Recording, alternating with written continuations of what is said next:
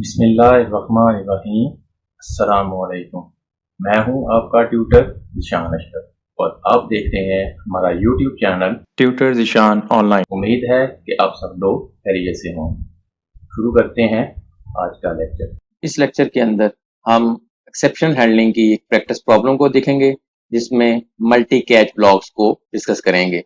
Problem ये है, right a program in C++ to perform exception handling with multiple catch block without exception handling class।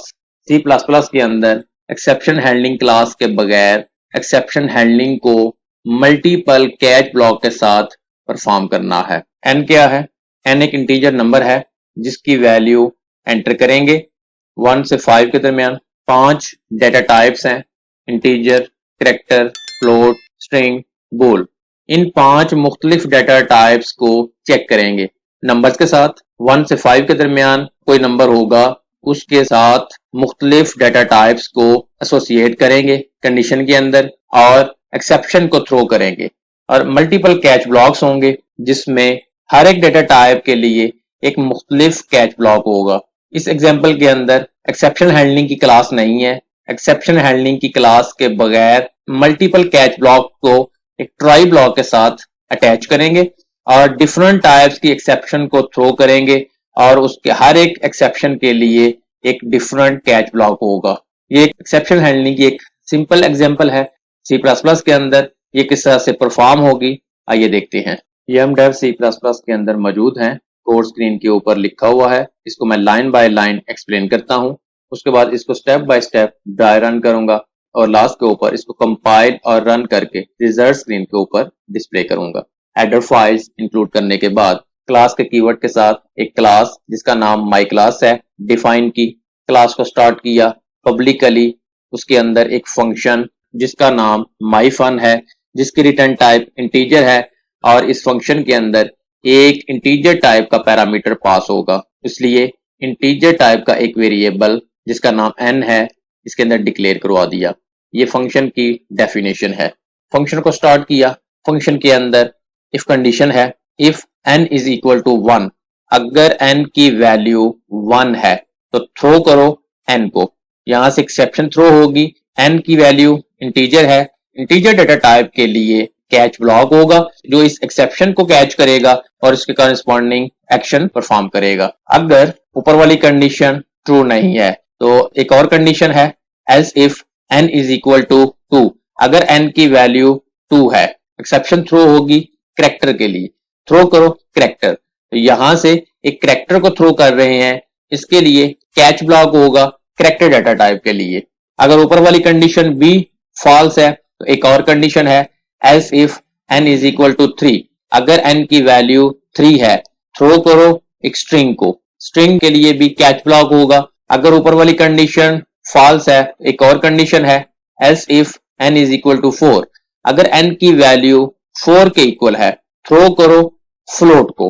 Float data type को throw किया, float data type के लिए catch block होगा। और अगर ऊपर वाली कंडीशन बी फॉल्स है एक और कंडीशन है, else if n is equal to 5, अगर n की वैल्यू 5 है थ्रो करो true. True is a bool data type, true एक बूल वैल्यू है जो 1 के इक्वल है, तो बूल डेटा टाइप के लिए भी कैच ब्लॉक होगा।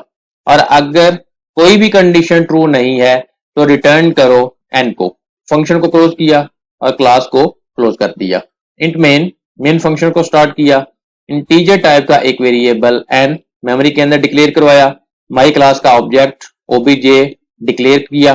ट्राई ब्लॉक है, ट्राई ब्लॉक को स्टार्ट किया। ट्राई ब्लॉक के अंदर काउट के साथ स्क्रीन के ऊपर मैसेज आएगा, एंटर एनी नंबर, जो वैल्यू एंटर करेंगे सीन के साथ n को असाइन हो जाएगा।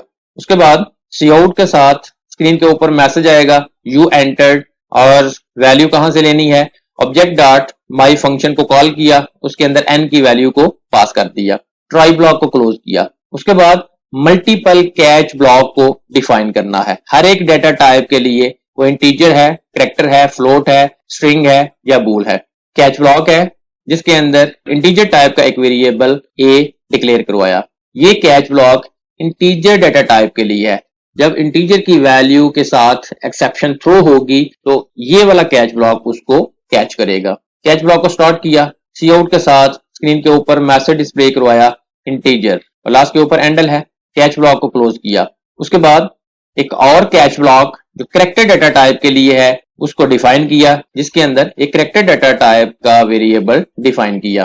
कैच ब्लॉक को स्टार्ट किया, इसके अंदर भी एक ही स्टेटमेंट है, सी आउट के साथ स्क्रीन के ऊपर मैसेज डिस्प्ले होगा करेक्टर और लास्ट के ऊपर एंडल है, करेक्टर डाटा टाइप का कैच ब्लॉक क्लोज कर दिया। डिफरेंट कैच ब्लॉक्स बनाने का मकसद ये है कि हर एक डाटा टाइप के लिए एक अलग मैसेज को स्क्रीन के ऊपर डिस्प्ले कर रहे हैं। इससे लास्ट लेक्चर के अंदर जो प्रोग्राम था उसके अंदर एक ही कैच ब्लॉक था और एक ही मैसेज तमाम की तमाम एक्सेप्शंस के लिए यूज हो रहा था। लेकिन अगर आप चाहते हैं कि डिफरेंट कैच ब्लॉक्स को यूज करें, आप मल्टीपल कैच ब्लॉक्स को भी यूज कर सकते हैं। उसके बाद स्ट्रिंग डाटा टाइप के लिए कैच ब्लॉक को डिफाइन किया, जिसके अंदर कांस्टेंट कैरेक्टर पॉइंटर को डिफाइन किया। कैच ब्लॉक को स्टार्ट किया, इसके अंदर भी एक ही स्टेटमेंट है, सी आउट के साथ स्क्रीन के ऊपर मैसेज डिस्प्ले होगा स्ट्रिंग का। कैच ब्लॉक को क्लोज किया। उसके बाद फ्लोट डाटा टाइप के लिए कैच ब्लॉक है, जिसके अंदर डबल डाटा टाइप का एक वेरिएबल डी डिफाइन किया। कैच ब्लॉक को स्टार्ट किया, सी आउट के साथ स्क्रीन के ऊपर मैसेज आ जाएगा फ्लोट, लास्ट के ऊपर एंडल। कैच ब्लॉक को क्लोज किया। बूल डाटा टाइप के लिए कैच ब्लॉक है, जिसके अंदर बूल डाटा टाइप का एक वेरिएबल बी डिक्लेयर करवाया। कैच ब्लॉक को स्टार्ट किया, इसके अंदर भी सी आउट के साथ स्क्रीन के ऊपर मैसेज डिस्प्ले हो रहा है बूल का और लास्ट के ऊपर एंडल है। बूल डाटा टाइप के कैच ब्लॉक क्लोज किया, लास्ट के ऊपर रिटर्न 0 और मेन फंक्शन को क्लोज कर दिया। इस तरीके से हर एक डाटा टाइप के लिए एक एक कैच ब्लॉक है और जब भी जिस डाटा टाइप की एक्सेप्शन को थ्रो करेंगे उसी डाटा टाइप का कैच ब्लॉक उसको कैच करेगा और उसके कॉरेस्पॉन्डिंग स्क्रीन के ऊपर मैसेज डिस्प्ले हो जाएगा। अब मैं इसको step by step dry run करता हूं। मेन फंक्शन से इस प्रोग्राम की एग्जीक्यूशन स्टार्ट हो गई। इस लाइन के नतीजे में मेमोरी के अंदर इंटीजर टाइप का एक वेरिएबल जिसका नाम n है डिक्लेयर हुआ। उसके बाद माई क्लास का एक ऑब्जेक्ट ओबीजे मेमोरी के अंदर डिक्लेयर होगा, जिसके अंदर माई फंक्शन है। उसके बाद ट्राई ब्लॉक है। ट्राई ब्लॉक के अंदर सी आउट की स्टेटमेंट है, एंटर एनी नंबर, स्क्रीन के ऊपर मैसेज आ जाएगा एंटर एनी नंबर। जो वैल्यू एंटर करेंगे सीन के साथ एन को असाइन हो जाएगी। लेट्स सपोज हमने 3 एंटर किया, सीन के साथ 3 की वैल्यू एन को असाइन हो गई। उसके बाद ऑब्जेक्ट के साथ माई फंक्शन कॉल होगा, जिसके अंदर 3 की वैल्यू को पास किया जाएगा। कंट्रोल यहां से जंप करेगा और माई फंक्शन के ऊपर मूव कर जाएगा। 3 की वैल्यू पास होगी। फंक्शन के अंदर भी इंटीजर टाइप का n वेरिएबल डिक्लेयर हुआ, जिसको वैल्यू साइन हो गई 3। उसके बाद इफ कंडीशन है, if n is equal to 1, अगर n की वैल्यू 1 है थ्रो करो n को। फंक्शन के अंदर n की वैल्यू 3 है, कंडीशन फॉल्स है। उसके बाद ये कंडीशन चेक होगी, ये कंडीशन भी फॉल्स है। उसके बाद ये कंडीशन चेक होगी, n के अंदर 3 है, कंडीशन ट्रू है, थ्रो करो ab। यहां से एक स्ट्रिंग को थ्रो किया। कंट्रोल यहां से जंप करेगा और जो स्ट्रिंग के लिए कैच ब्लॉक डिफाइन हुआ है उसके ऊपर मूव करेगा। कंट्रोल कैच ब्लॉक के ऊपर आया, ए बी की वैल्यू पास हुई। इसके अंदर एक कांस्टेंट पॉइंटर वेरिएबल जिसका नाम ptr है डिक्लेयर हुआ, जिसको असाइन हो गई स्ट्रिंग ए बी। इसके अंदर एक ही स्टेटमेंट है, स्क्रीन के ऊपर मैसेज आ जाएगा स्ट्रिंग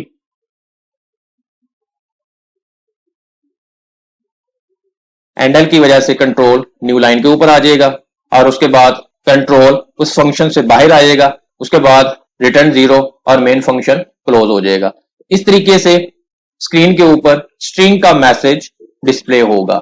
लेकिन अगर 1 से 5 के अलावा कोई वैल्यू एंटर करते हैं, अगर आपने वैल्यू 6 एंटर की तो कोई भी कंडीशन ट्रू नहीं होगी, लिहाजा स्क्रीन के ऊपर मैसेज आएगा यू एंटर्ड